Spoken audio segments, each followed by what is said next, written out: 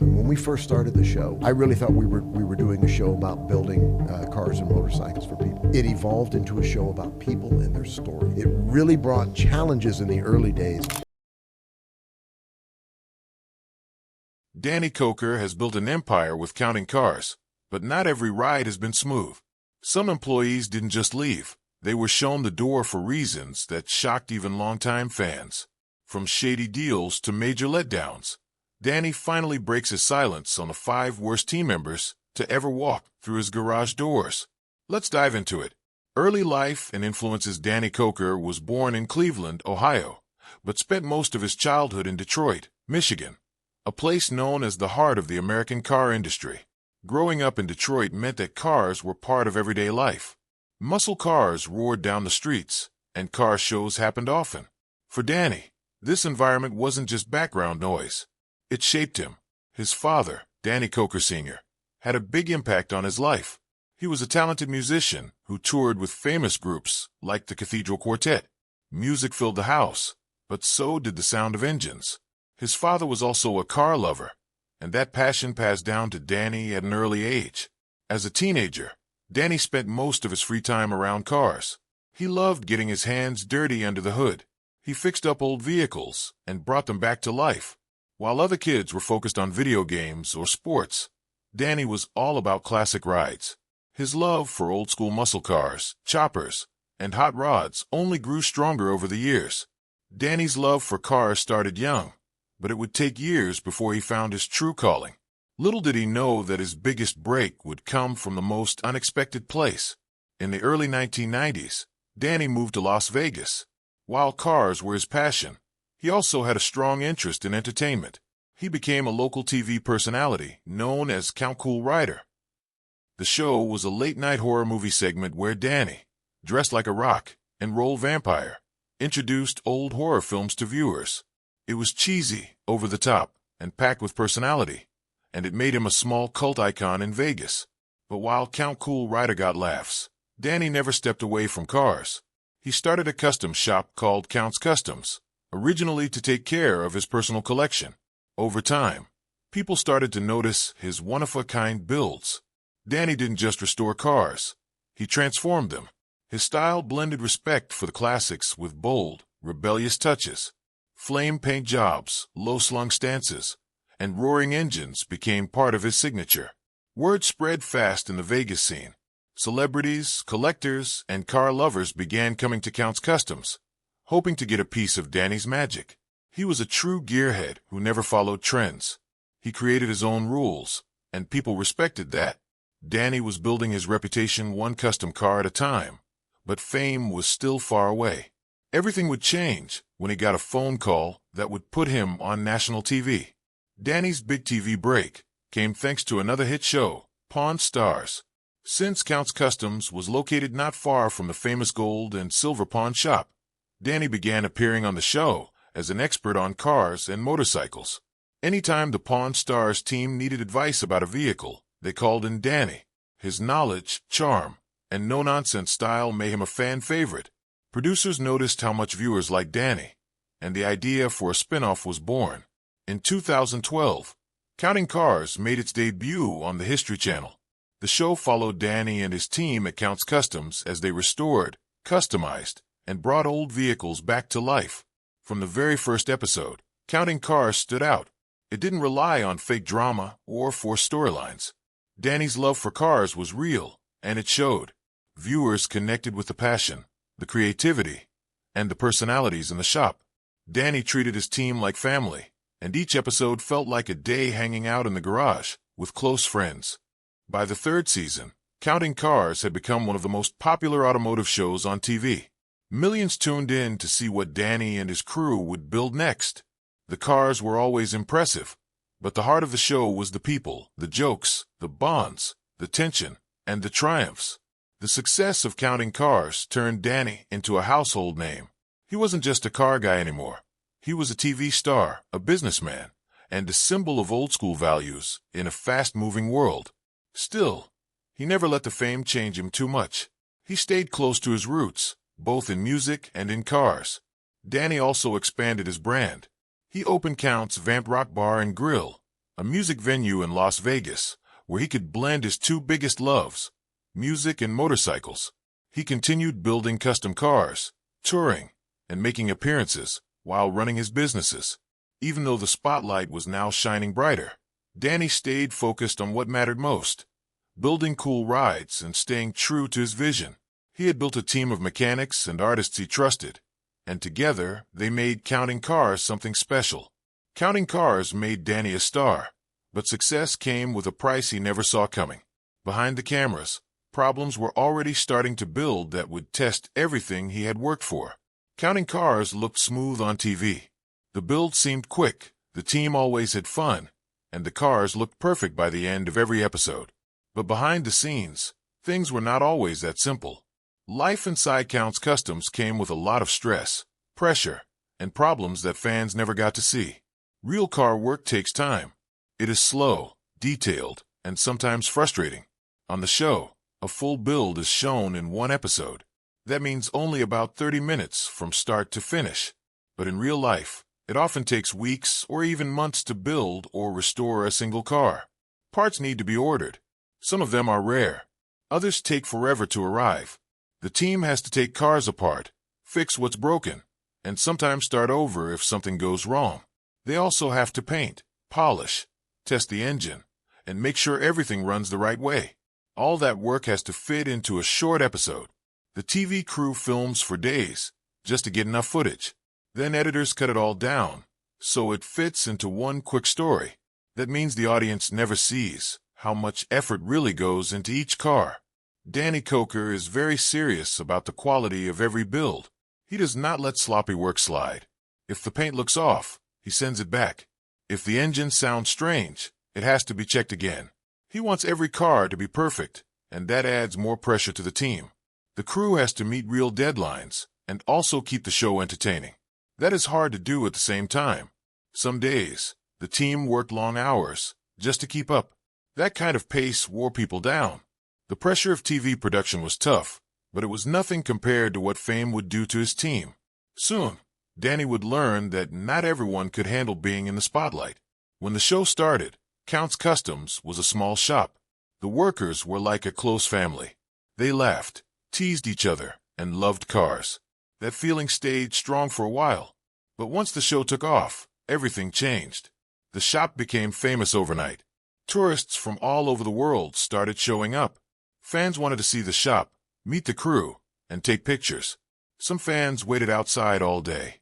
Others knocked on the doors while the team was trying to work. At first, it felt nice to be loved. But over time, it became a problem. The shop was not just a business anymore.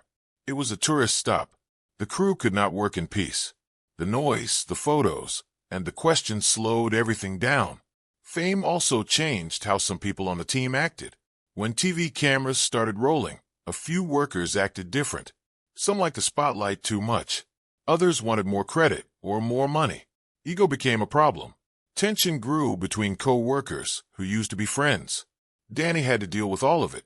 He was the boss, the face of the show, and also a builder with high standards. But now he also had to manage the pressure of TV production, fame, and growing business needs. It was a lot for one man to carry. As the shop grew more popular, Danny opened other businesses. He launched a rock bar, sold gear with his brand on it, and made public appearances. That added even more to his plate. Legal problems followed too. A few old workers filed lawsuits. Some claimed they were owed money or treated unfairly. These legal fights added stress and took attention away from the shop. Danny also had to make sure new contracts were in place to protect his name and brand. People who once built cars just for fun now had to follow rules, sign papers, and act a certain way on camera. It was hard for everyone. The team was not the same by season 3 or 4. Some faces disappeared. Some left quietly. Others were fired after big arguments or drama. The show never showed all of this, but fans noticed changes in the lineup. Danny stayed focused on the cars. He always believed in doing things the right way. But even he had moments where the pressure got to him. He was running a business, leading a team, keeping fans happy, and holding on to the quality that made his shop famous in the first place. Fame changed everything at Counts Customs, and not always for the better. Some of the people Danny trusted most would end up betraying him in ways that shocked even longtime fans. One of the biggest behind-the-scenes shocks in Counting Cars history came from someone most viewers never saw on screen. His name was Joseph Frontiera, and while he was not building or painting cars, he played a very important role at Count's Customs. He worked as the company's bookkeeper. That means he handled the money, paying bills, managing payroll, and keeping track of business expenses. At first, everything seemed fine. Joseph was trusted with a lot of responsibility. But over time, strange things started to happen with the shop's finances. When Danny and his team looked deeper, they found something serious. Joseph had stolen money from Count's Customs, more than $75,000. The way he did it made things worse. He used company funds to pay for things like a personal down payment on a Range Rover. He also paid for airline tickets and travel for himself. He didn't make a mistake. He knew what he was doing. To pull it off, he even forged Danny Koker's signature. He created fake records to cover up what he took. When Danny and the team found out, they were furious. This was not just a small error or a slip-up. It was a betrayal. The money that could have gone into builds, payroll, or business needs was spent on luxury items for someone who was supposed to protect the shop's finances. In 2016, Count's Customs took legal action. They filed a lawsuit not only against Joseph Frontiera, but also against the staffing agency that had placed him there, Randstad USA. The shop claimed the agency failed to properly check his background. It was a messy case that went public, and fans were shocked when the details came out. By the time news broke, Joseph was already gone from the show. In fact, he had disappeared from episodes without any clear explanation. No on-air drama, no goodbye scene. He was just gone. Now viewers knew why. He had left a trail of missing money and trust issues behind him. After the lawsuit, Joseph vanished from the spotlight. He did not speak out publicly, and there were no major updates about him. As far as fans know, he is completely off the grid. No social media, no TV appearances, and no interviews. It's like he disappeared after getting caught. His actions left a lasting impact on the shop. Danny became more careful with who he trusted behind the scenes. The team made sure they had tighter controls on money and paperwork. It was a lesson learned the hard way. Joseph Frontiera may not have turned wrenches or painted hot rods, but his actions caused just as much damage as any busted engine. For fans of Counting Cars, he stands out as one of the worst employees the show ever had, even if most people never saw him on screen. Joseph's theft was bad enough, but it wasn't the only money problem Danny would face. The next employee on our list would cause even bigger headaches in a completely different way. Scott Jones was one of the first faces fans saw when Counting Cars began. He was the shop manager and also helped with the books. He worked behind the scenes to keep things organized, budgets tight, and deadlines moving. While Danny Koker was the creative force and face of the show, Scott was the guy who made sure things stayed on track, at least on paper. From the very first season, viewers noticed that Scott had a strong personality. He was blunt, serious, and didn't hold back. His main job was making sure money wasn't wasted, and that often led to clashes with Danny. Danny had big dreams for the builds and sometimes wanted to push the limits. Scott was there to keep costs down, remind the crew about the budget, and make sure business came first. This caused a lot of tension, especially on camera. Scott would question prices, push back on wild ideas, and challenge Danny when things seemed to go too far. Some fans found the back and forth funny. Others thought it created a real divide. The two clearly had different styles, and that showed in almost every episode during the first two seasons. But then, something strange happened. After season 2, Scott was gone. There was no big scene, no farewell, no explanation. One day, he was in the shop managing builds and crunching numbers, and the next, he had disappeared. Fans were quick to notice and started asking questions. Rumors began to spread online. Some people claimed he was fired for financial mismanagement. Others thought there was a deeper conflict behind the scenes. None of those claims were ever proven, and the show never addressed the exit in any clear way.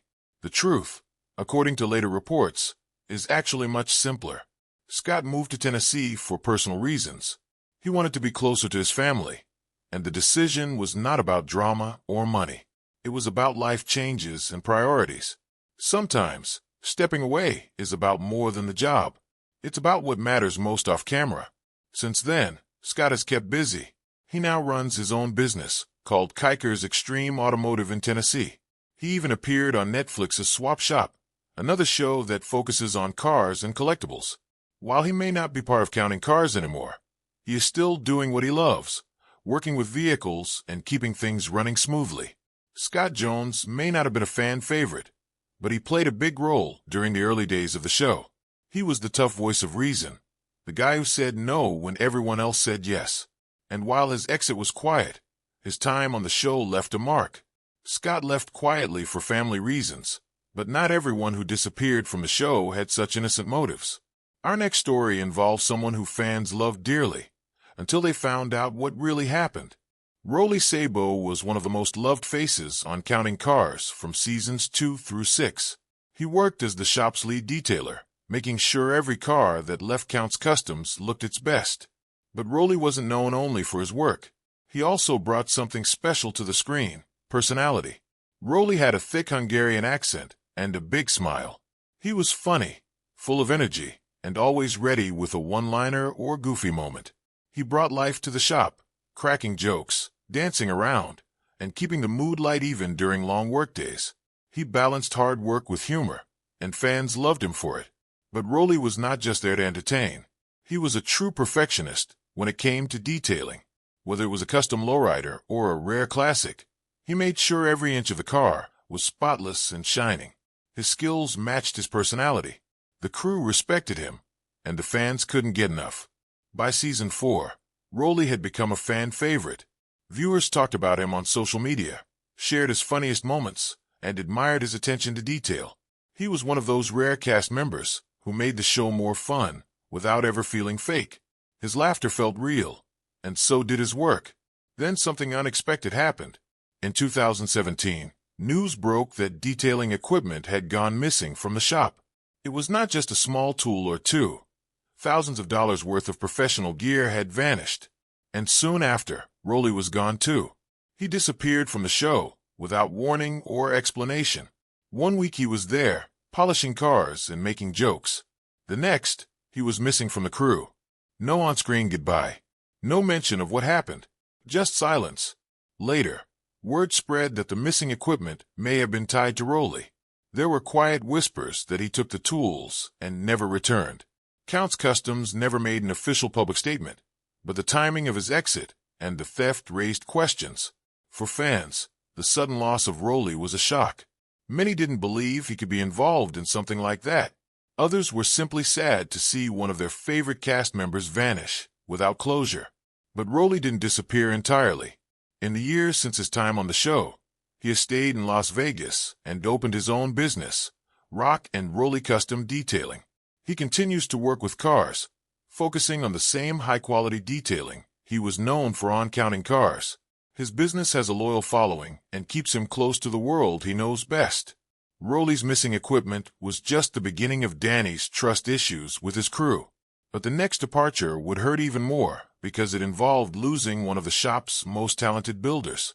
Shannon Iko was never the loudest guy in the room. He didn't crack jokes like Rolly. He didn't argue on camera like some others. But when it came to building custom motorcycles, Shannon stood in a league of his own. He was calm, focused, and insanely talented. Every line he welded and every bike he touched carried his personal stamp of quality. He was one of the true artists in the shop. As the lead motorcycle builder on Counting Cars, Shannon helped shape some of the most iconic builds on the show. His work was clean, bold, and creative. He didn't rush. He didn't cut corners. He built bikes with soul, machines that looked just as good as they rode. Whether it was a low-slung chopper, a mean street cruiser, or a tribute build with deep meaning, Shannon gave it his all. He came across as the quiet type, but his passion for bikes came through loud and clear. Fans appreciated his steady hands and soft-spoken approach.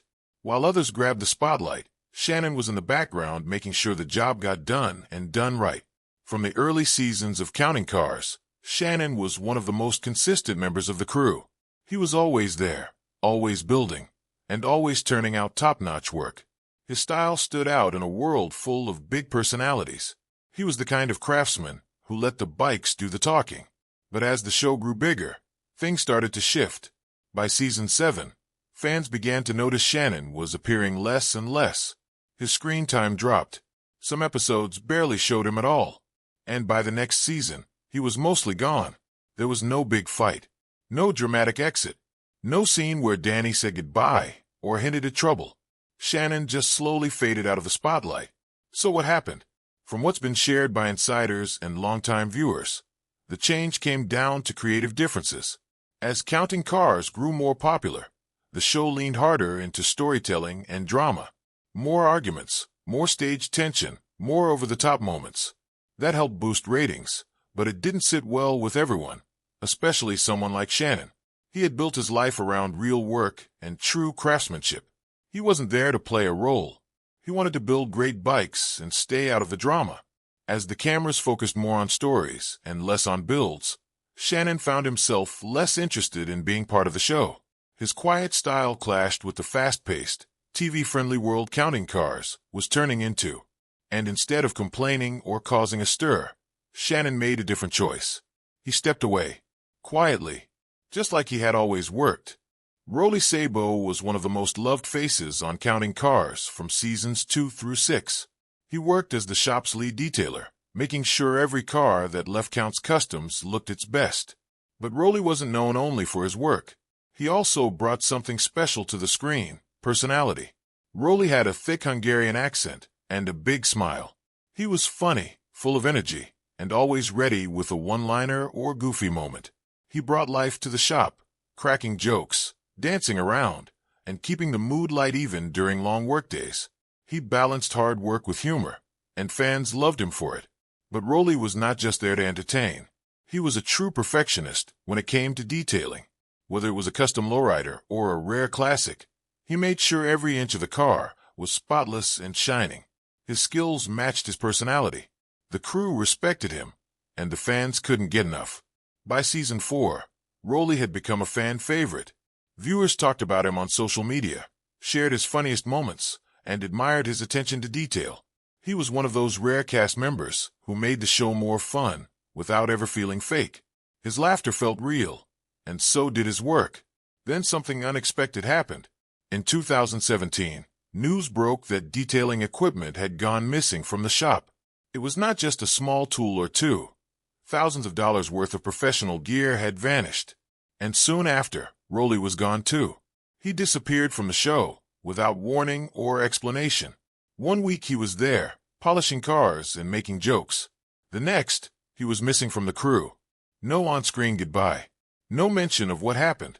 Just silence. Later, word spread that the missing equipment may have been tied to Rolly. There were quiet whispers that he took the tools and never returned. Kustoms never made an official public statement, but the timing of his exit and the theft raised questions. For fans, the sudden loss of Rolly was a shock. Many didn't believe he could be involved in something like that.